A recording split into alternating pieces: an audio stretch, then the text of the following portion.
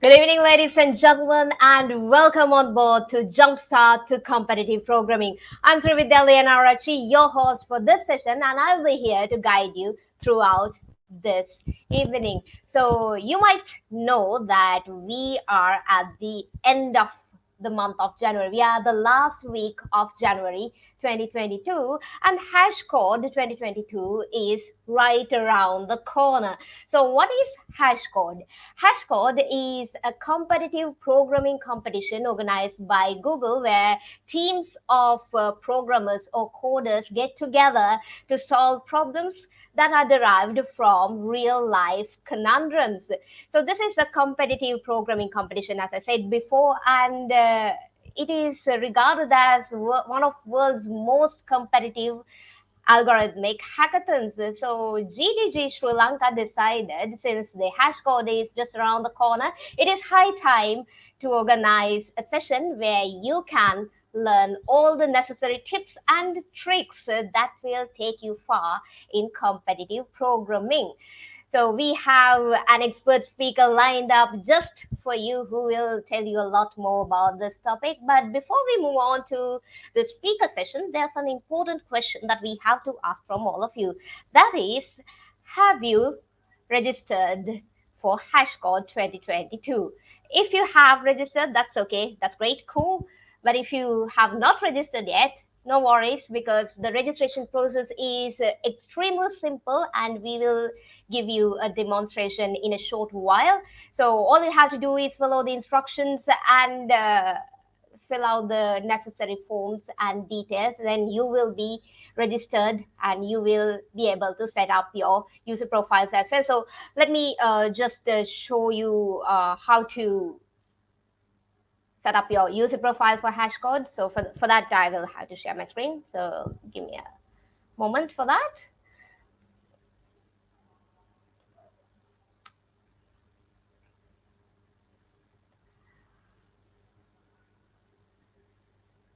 All right, so I hope you can see my screen now. So all you have to do is open Google Chrome and on the search bar, you have to type hashcode. So here it is suggested here. All right, when you press enter, you will get a set of results and the first result here will say hashcode and it will have a URL saying codingcompetitions.withgoogle.com and this is the one that you have to click and when you click on it, you will be directed to this page which says registration for hashcode 2022 is open. So if you have already registered, you can sign in to your user profile using this button right on the top right corner. And if you're not, that's cool too. You can set up your user profile on the go, and all you have to do is click register now. So here, when you click this button, you will be directed to create your profile page. So this is quite simple. So all you have to do is follow the instructions on your left side and fill in the necessary input fields and then click the necessary check boxes and then hit the button create profile. So once you have done that, you will be directed to your creation team creation page. So let me I've already registered here, so let me show how to create your team here. So here when you are directed to this page, team management online qualifications, so all you have to do is come up with a cool name for your team. So I'll type in a name.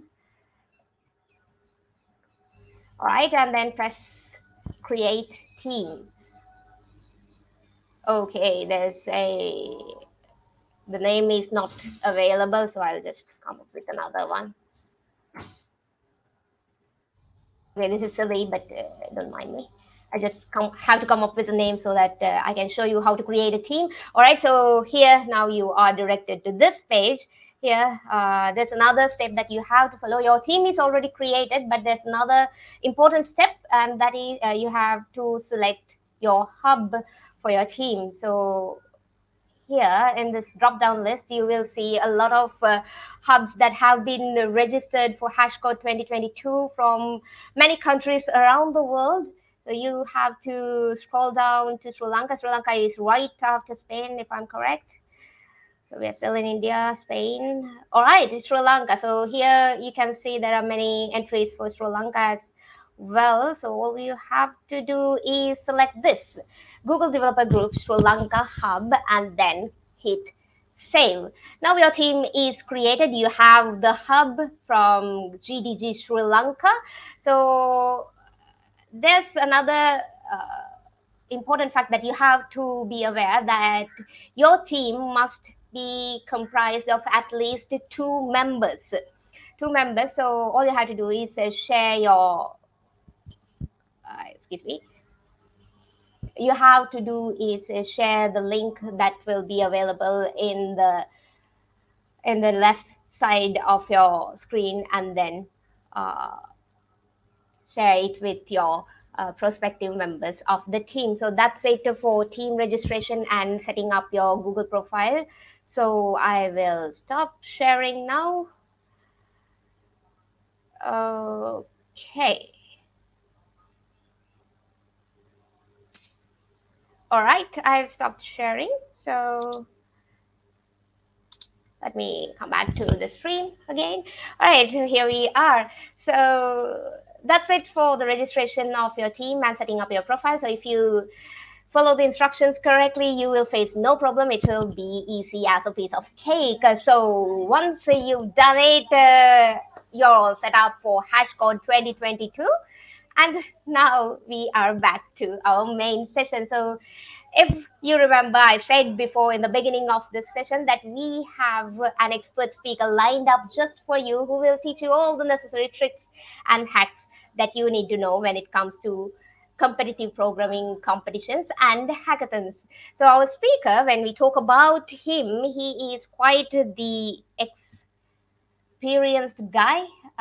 He has obtained his bachelor's degree from University of Mortua, and then he proceeded on to his career as a software engineer. He has many experiences, many years of experience as a software engineer in many well-reputed companies in Sri Lanka like WSO2 and Odok. And now he is working as a full-time software engineer at Google. So, ladies and gentlemen, this session is going to be jam packed with all you need to know, all the right tips that you need to know in competitive programming. So, hang on tight and listen carefully because we are sure by the end of this session, you will be able to go far in the leaderboards of many competitive hackathons. So, this is going to be an interactive session. So, our speaker is more than willing to answer all your questions.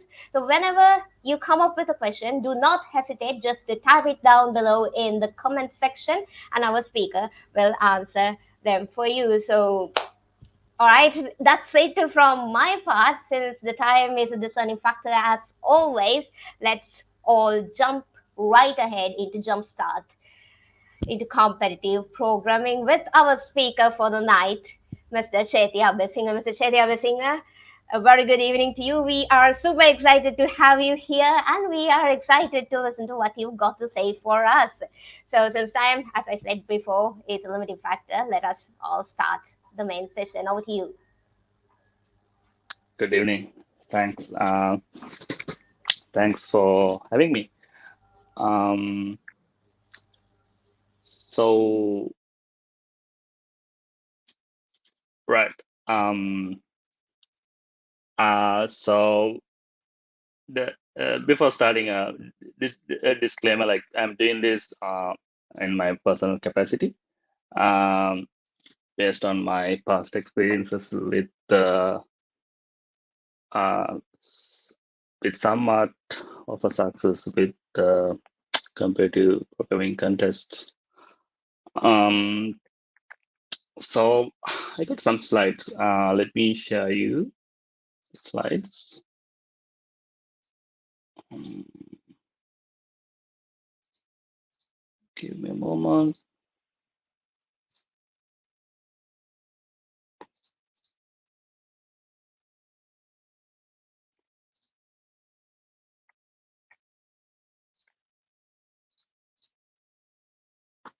Um, can you see it?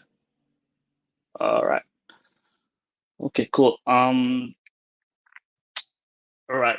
So so the idea is to go through these slides first to just give you a good understanding, somewhat of a good understanding on what computer programming is, and I may be able to excite you about comparative programming. Um, and then I'm sure like you have questions, especially within Sri Lankan context, as opposed to any other country. Um, so as I go through the slides, I probably can explain more what I mean here. Um, so I like to answer most of your questions.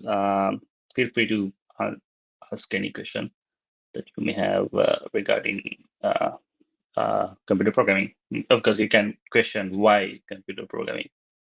Uh, and you can ask questions like whether it's useful to do computer programming if you want to be a software engineer, and if you're already good at your job, stuff like that. Okay, let's start then. Um, so try to present this. That works there. So, so what is computer programming? So the way I describe it to someone is that comparative programming is writing code to solve challenging problems by applying algorithms and data structures creatively. So this needs a lot of practice, and the practice takes time. And uh, to gain such practice, it requires persistence and patience.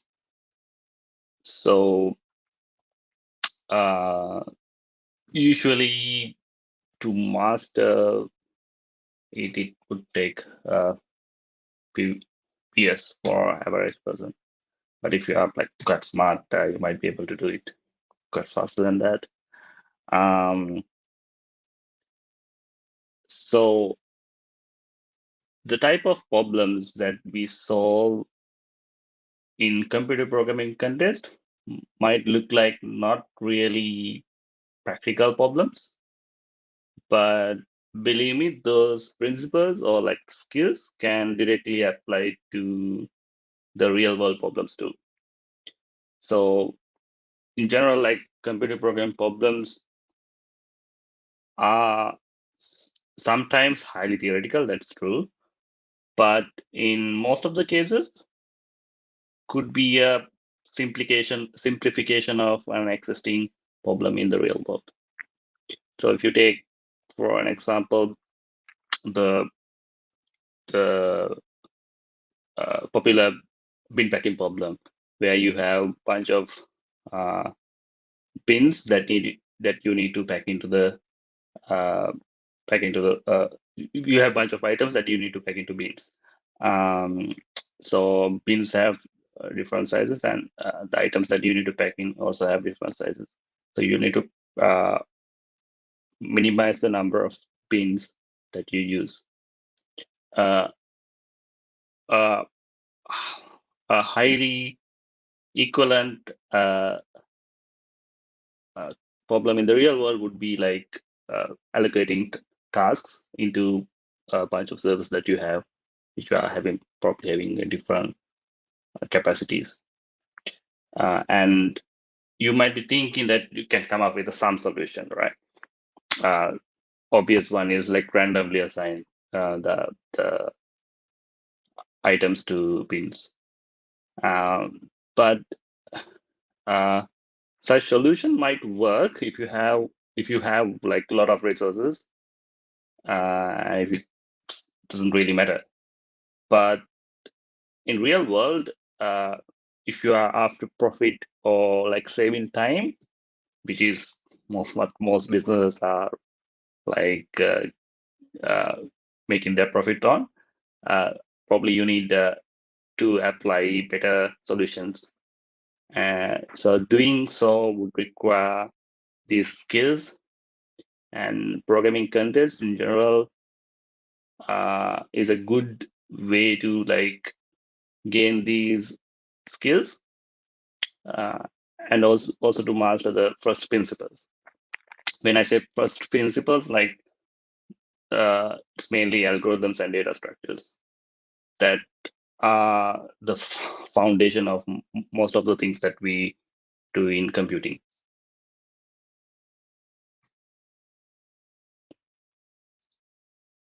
So who could take part in programming contests? Well, uh, I would say anyone could actually. The small kids, school kids, the students in universities, and even like when you work, you can still take part in contests so that you can keep up with the pace.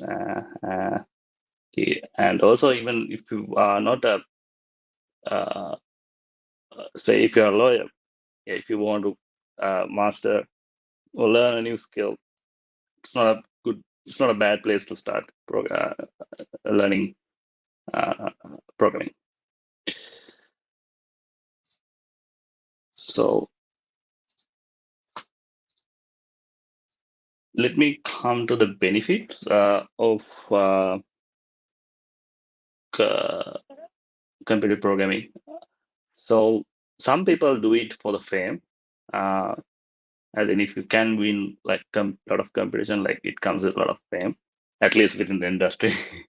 uh, and uh, some do it for the fun of solving challenging problems. Like once you struggle with a problem sometime and come up with a like this bright idea to solve it, you feel like accomplished. That's pretty much like that's quite fun if you enjoy it. Um,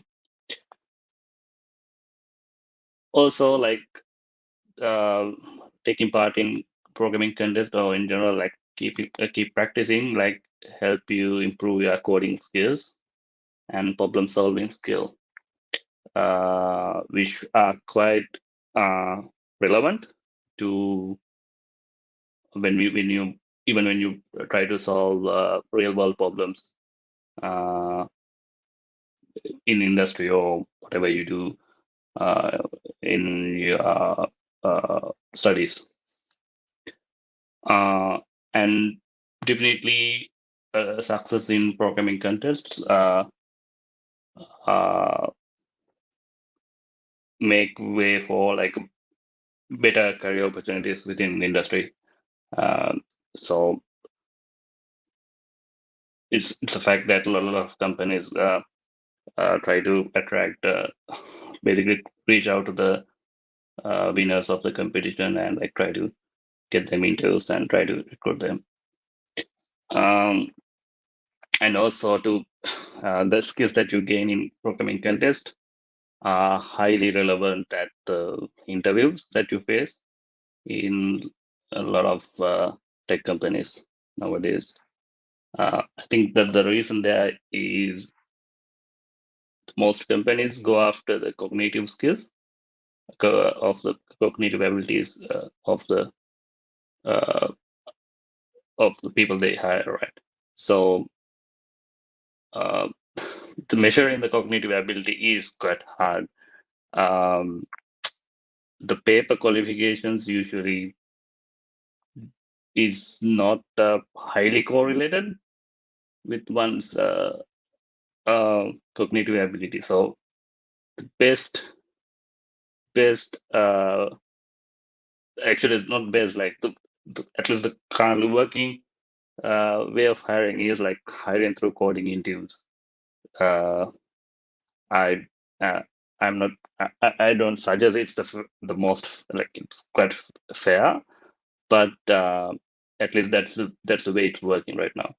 So uh, it comes with a lot of false negatives where you reject a bunch of people who are actually good, but chances of having a false positive going through a coding interviews very low.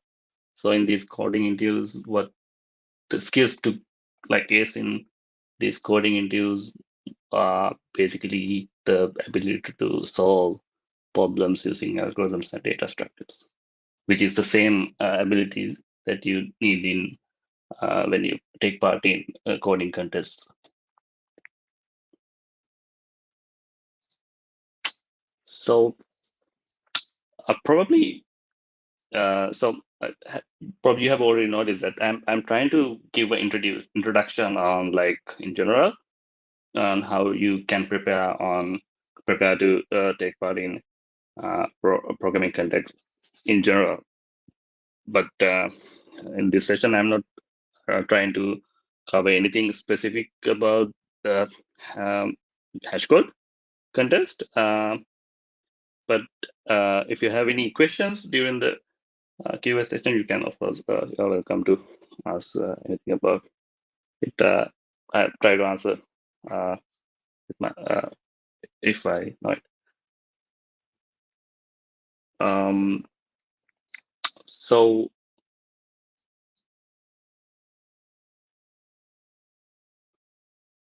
if you have any question, I can answer it now, or not. I can actually go to the next session.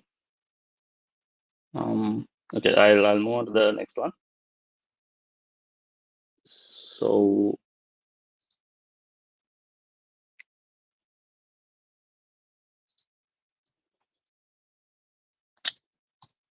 right. So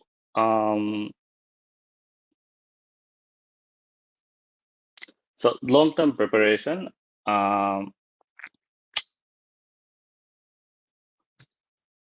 There. So remember, like programming contest is about solving problems, right? Challenging problems using algorithms and data structures. So you need to know algorithms and data structures to do it, right? So there are not many algorithms and data structures that you need to master. Actually there are only few, which are already shown in this screen. Of course, there are a bunch of highly specialized algorithms out there, but usually knowing this much is quite sufficient. But the tricky part is just reading some text and understand the algorithm, like how simple, like how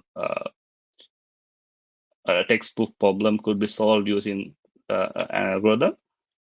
That doesn't guarantee that you can solve problems in the comparative programming contests. That's simply because of the solution of that's simply because that the solutions need some sort of creative component that basically you need to be creative to like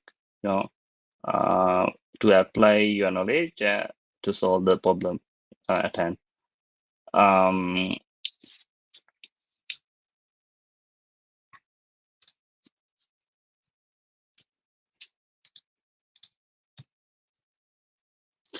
So that's why the practice is important.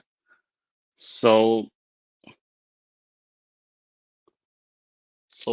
there are a bunch of resources out there nowadays if you want to learn computer programming. So if you do a Google search, probably you can find a lot of resources on how to start on computer programming. I have listed few that I know of, but there could be many more websites that you can refer to. It depends on your preference. But there are general methods that you can follow when when it comes to practicing. So usually what I do is I try to do problems first, and if I get stuck with it, then probably try to read what the solution is. And if the solution involves some algorithm that I don't know of, I try to look into I try to go and try to read a tutorial on that algorithm, and probably that helps. The next time I'm going to try to prob- solve a problem that involves that new algorithm I learned.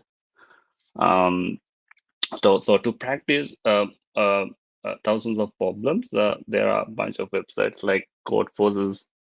Uh, this should be Code Chef and Lead Code, and many more. And also, there's a website called Top Coder uh, 2, which is there for some time now, for like 15, 16 years now. So correct this, right? So, and lead code is not specifically for programming contests. That's for basically interview practice for software engineering jobs. But yeah, I just put it there for the sake of completeness. So to learn algorithms, I would prefer reading a Geek for Geek tutorial. Also, if you are quite new to programming, I would suggest starting from something basic. So probably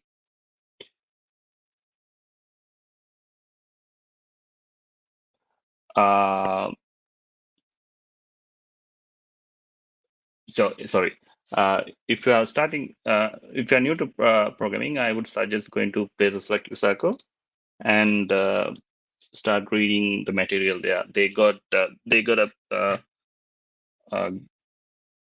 uh, basically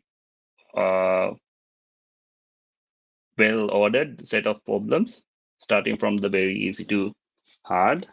And along the way, they provide you tutorials that are needed to solve a set of problems, which kind of quite useful for startup. And also, I think all other standard platforms also got a bunch of tutorials, but those platforms are quite random when it comes to the problems. Unlike in Usako, where the problems are quite ordered from simple to hard, but it's not strictly ordered. Sometimes they have challenging problems in between. But yeah, that's the way you learn programming. You learn problem solving, as in you usually come across hard problems, and sometimes it's important you spend some time with hard problems, struggle to solve it, which kind of gives you kind of trains your brain to be better over time. Um,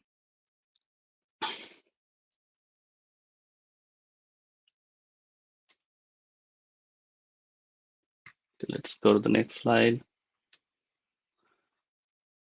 So usually when you try to solve problems, you usually get stuck. That's quite usual, but what happens is like I've seen like a lot of newcomers getting demotivated when that happens and usually gives up. So you need to be, as I said earlier, like you need to be quite patient and persistent to excel. Like all, basically, that's true for anything in your life, right? If you want, if you need to gain, uh, if you want to master a skill, you need to be quite persistent. Um, uh, so usually, I don't suggest spending a long time on a problem. Um, but I have done that in past. So, but I am done with all my problems that I've solved. Maybe few that. So I don't suggest doing it. Uh, After spending few hours, try go and read the official solution, or maybe some other one, or the solution written by someone else who got the full marks. Um, and then try to understand what their solution is. When you read the solution from someone else, it might not be clear what it does, simply because you don't know the underlying algorithm that they have used to solve the problem. In that case, I would suggest reading comments. A lot of platforms nowadays have comment threads under problem or under contest. You can seek for help, ask someone what the algorithm it uses. Someone out there might be like, there are like usually uh, usually there are people who help, so probably there could be someone to help you. Uh, yeah, and if you can find some peers within your circles doing computer program, try to engage with them, or maybe pair with them, like, to solve problems, which will kind of mutually beneficial to uh, each other. So during contest, you can use tools, whatever tool you that suits best for you. Usually for time intensive programming contests, usually most of the contests are time intensive. You can have code templates, but look at the rules of the competition, because you can't have all your past solution coded up somewhere and like use them in your contest, right? That's probably counted as cheating. But you can have a simple templates like this if you're using C++.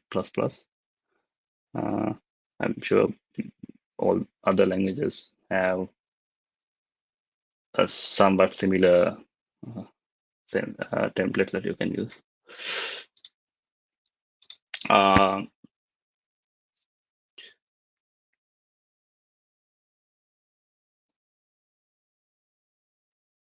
so if you have a team of three participate in contest, which in most cases contests are, well, not most cases. In some cases, contests are like team based. Some contests like top code are like individually participated.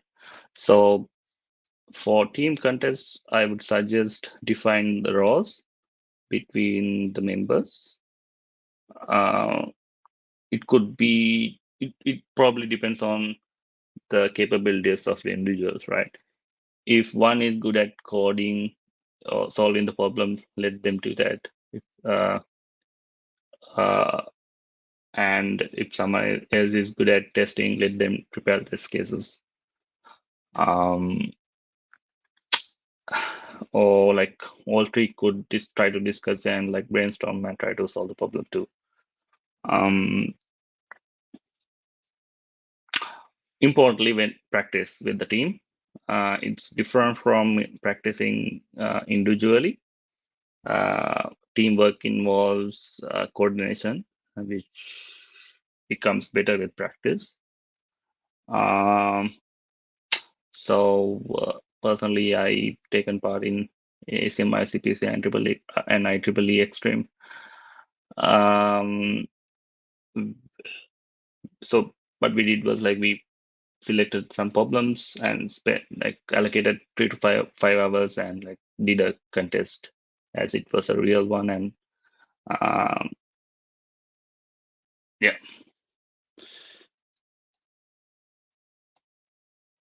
so short-term prep. Uh,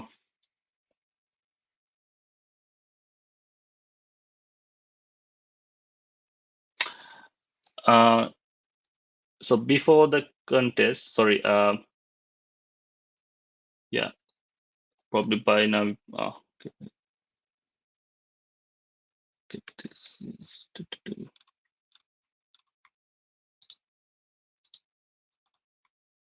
this is not relevant actually. Okay, this is relevant. It is not. So probably by now you have realized that this is a presentation I did some time back. But yeah.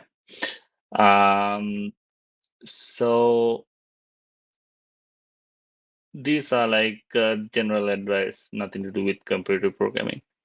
Uh, but yeah, uh, yeah, use your common sense before taking part in contests, especially stuff like careful, especially plan for power cards uh,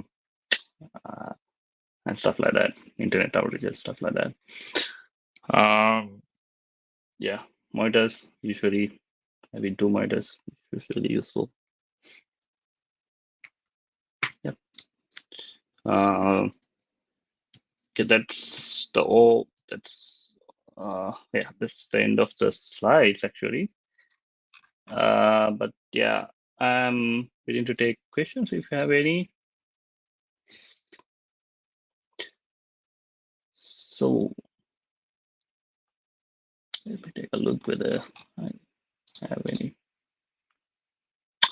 Right, let's have some questions.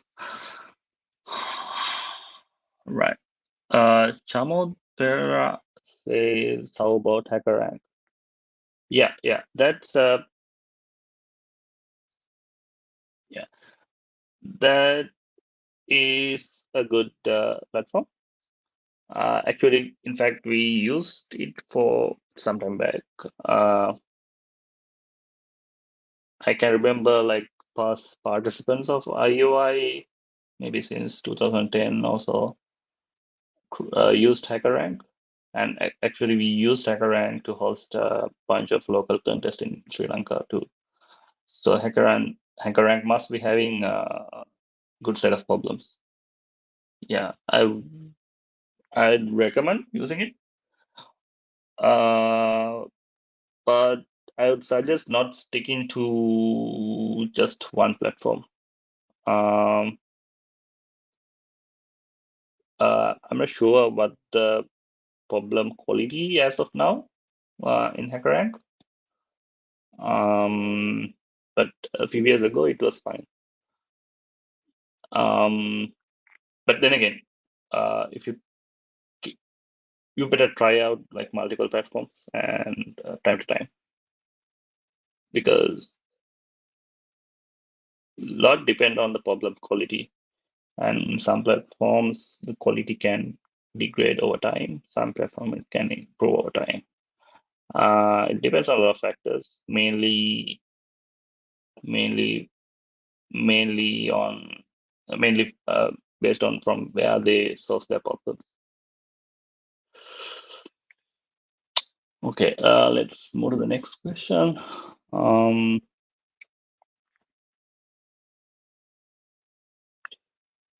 Haswin Vidanagi says, great session. Can you suggest an action way to manage time to practice?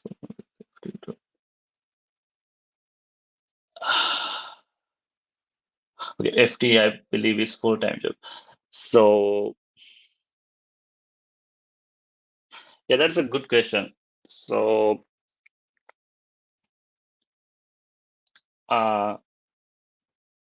that's a very good question. I heard people who used to do a lot of programming contests stop doing it once they start full-time jobs, or it frequency goes down drastically, which is understandable. That you can't spend a lot of time to like take a lot of time taking part in contests, right? Like there's no direct incentive of doing it, whereas in job you get the salary. Um, but if you are a software engineer, I believe you are a software engineer. Um, think of it as uh, another side of the same coin. But I'm not suggesting you to take part in contests, uh, but uh, practice problems. But this question is about how to do it, right? So that's a tricky one. Um, so I would approach it in, say, couple of hours spent per week or 3 hours spent per week to do a single problem per week. So you time box it and you try to solve it. If you can't get it done within 1.5 hours, you basically read the solution next 30 minutes. Once you keep doing it for like few months, your brain would become much sharper at solving problems.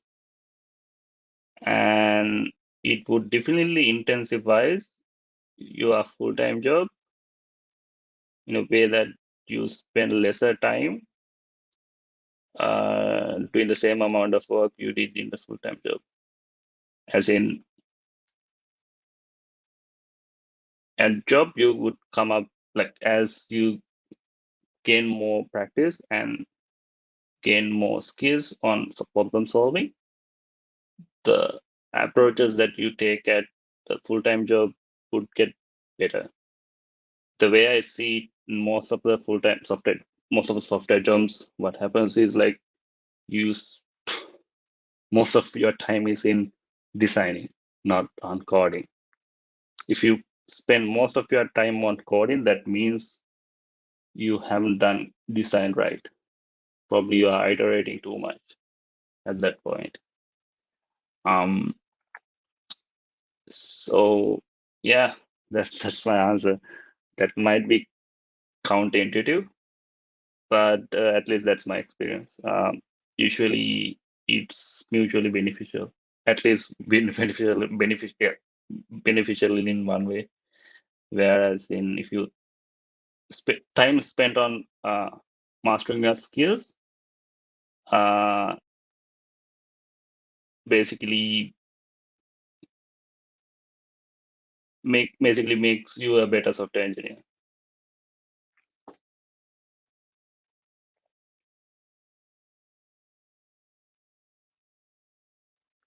So going to the next question. Um,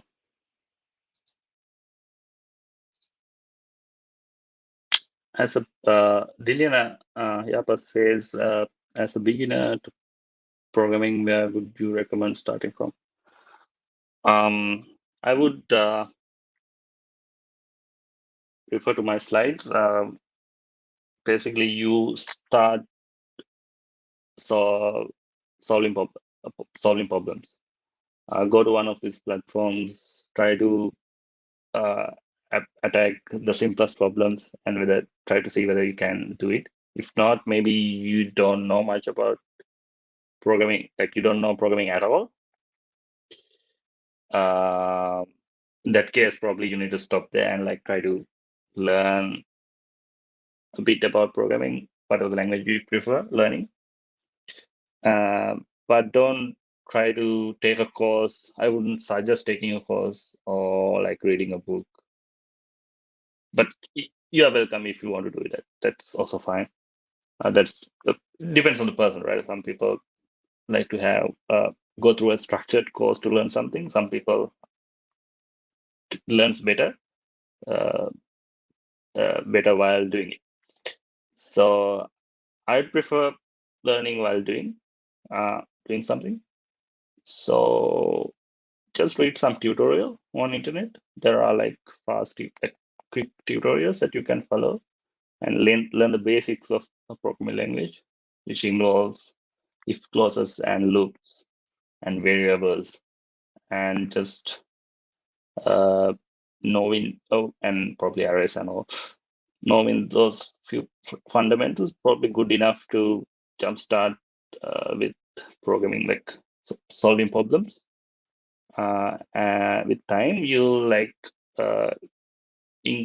improve on both problem solving and coding skills. I think that's a more practical way to learn programming instead of just learning all the syntax of program, which is not really useful unless you can solve like challenging problems. Just knowing the programming language is useless, right? So yeah, I believe I answered that question, but yeah. Um, Malisha, Malisha Kushan, I believe. Um, Sorry if I mispronounced it. Uh, Says, I'm new to programming. Isn't it possible to improve more? It's by participating in good stuff. Right. I I'm not expert on these contests, but I know a bit about it. Um, yeah. So the Kickstart and Hashcode, I believe. Yeah, the question implicitly compared against Hashcode, I believe. Um, yeah, why not? Um, More knowledge by practicing in comparison, like yeah. Uh, well, it's arguable. Probably, I can't say you get more knowledge by participating the like X platform. That's not true if I say so. Uh, the way you get more knowledge is by practicing more. It depends on how much time you spend on practicing and the quality of the time you spend on it. As in, if you struggle all the time without trying to gain something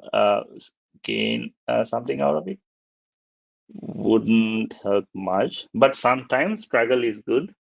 That probably let you go through all the wrong paths so that you wouldn't do that again. Um, yeah. So I would say spending more time, more quality time, as in uh, the focus is more important. So more focused time would give you better results instead of me suggesting practicing on uh, platform X would give you better knowledge. Uh, but don't do similar type of problems over and over again. Which wouldn't like at one point you'd stop learning, but uh, just practicing, just reconfirming what you've learned. Um, yeah, I believe I answered that question. So let's go to the next one.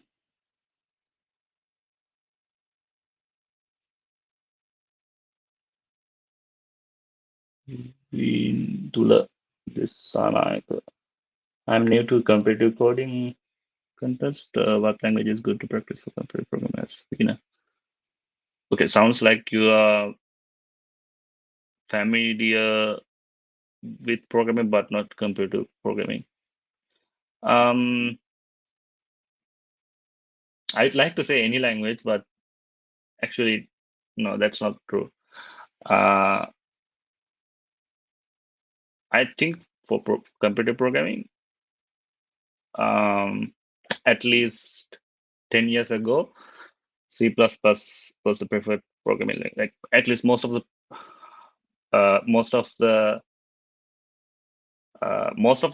highly performing contestants were using C++.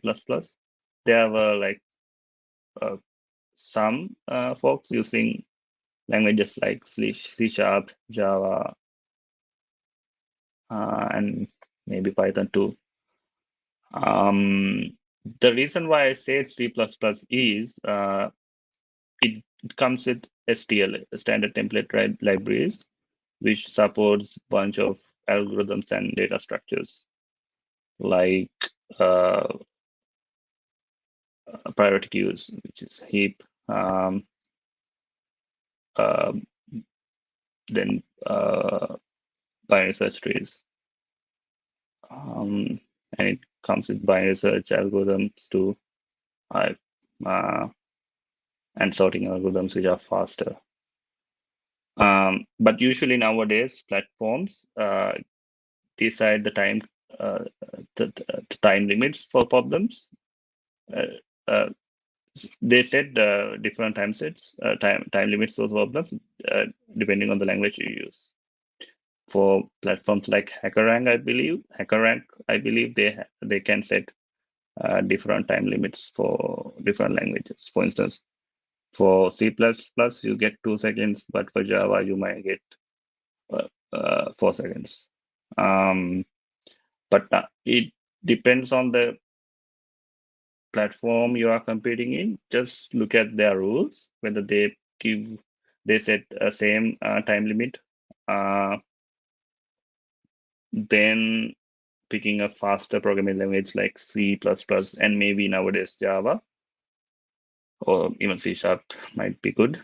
But in contests like code jam or Hashcode, where you have to submit the output file, you are not running your programs in that platform, right? But then again, you have to generate a solution. Okay, this is tricky one when it comes to Hashcode actually. So in typical programming contests like code jam, even Kickstart, Topcoder, bunch of other contests, they expect there is a perfect solution that they're expecting, which is a polynomial time uh, uh, solution, as in order n squared solution. Probably if you're new to programming or computer programming, you might not know it, but it's one of the like basic skills that you need to learn if you have to practice computing. So with hash code, the solution, the problems are optimization problems, as in usually the solutions are not polynomial time. So there is no perfect solution that people know of for these problems. Probably you have heard questions like traveling salesman problem, which are textbook problems, which doesn't have which you have to write some recursion or something like that, or maybe use machine learning to come up with a good solution, good answer, but not the best answer. So for contests like that, using a programming language that runs faster makes sense. Even in that case, I personally prefer C++. But if you are more comfortable with Java, go ahead and use it. No point of trying to master a new language just to get advantage maybe in some seconds.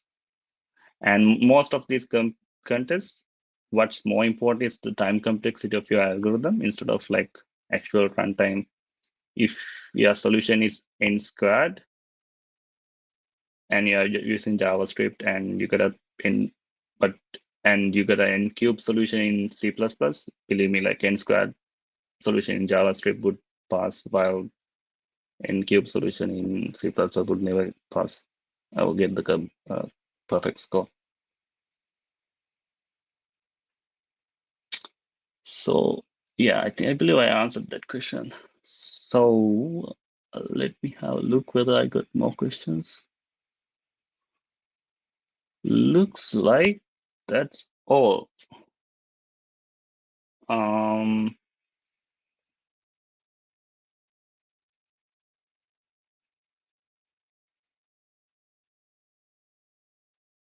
If you are happy with the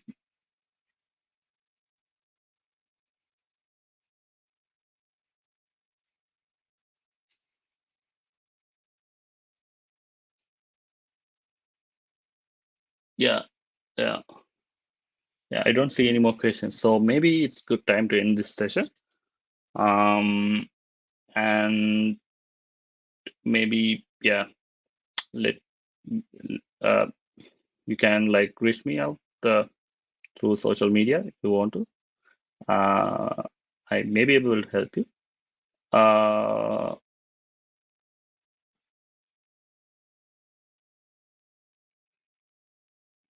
yeah. So thank you very much for participating. I'll catch you sometime later.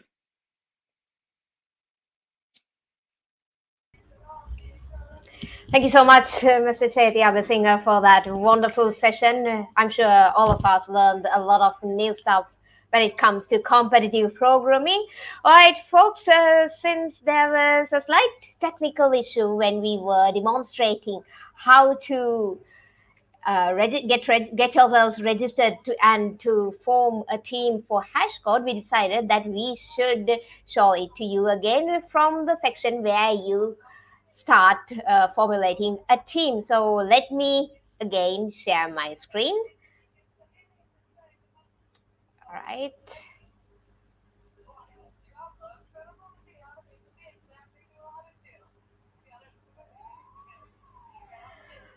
Okay, I think I'm in the right tab. I hope you can see my screen. So what you have to do here is type in your team number. You have to come up with a creative team name. So let me just type in something here.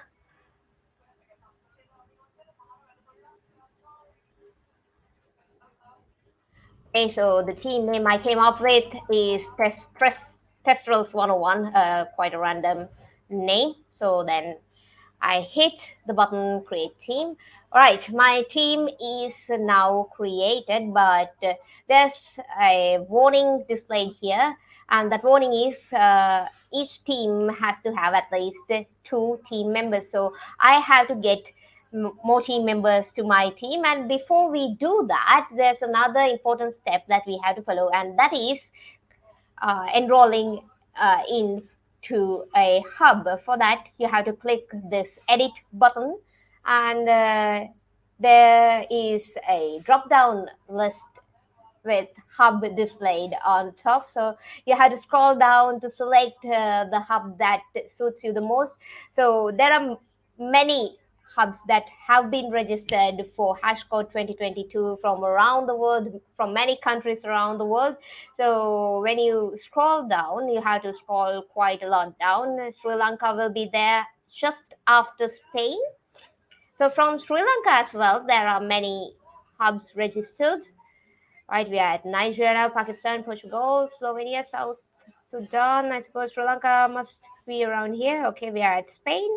All right, so Sri Lanka. So when you reach Sri Lanka, all you have to do is select the hub for Google Developer Group Sri Lanka, Google Developer Group Sri Lanka hub, and then click Save. When you do that, you are all set for your team. All you have to do is copy the link that is displayed on the left in this box that has your team name, and then you have to share this link with the prospective members of your team so that they can come here and join. So that's it for team registration, and that's it for our session. So let me stop sharing my screen. All right, so that's it for our session and our registration demonstration, National. We hope that you learned a lot from tonight's session, and we expect to organize many more informative and educative sessions just like this, aiming Hashcode 2022. So stay in touch with GDG Sri Lanka. You can follow us in our Facebook page. You can like us, and then you can get to know our latest news. And then there is our YouTube channel as well, so you can hit subscribe, and afterwards you will get the latest notifications on our videos. All right, ladies and gentlemen, that's it for tonight. We hope you enjoyed it, and we hope to meet you soon again in the future. Until then, have a good night.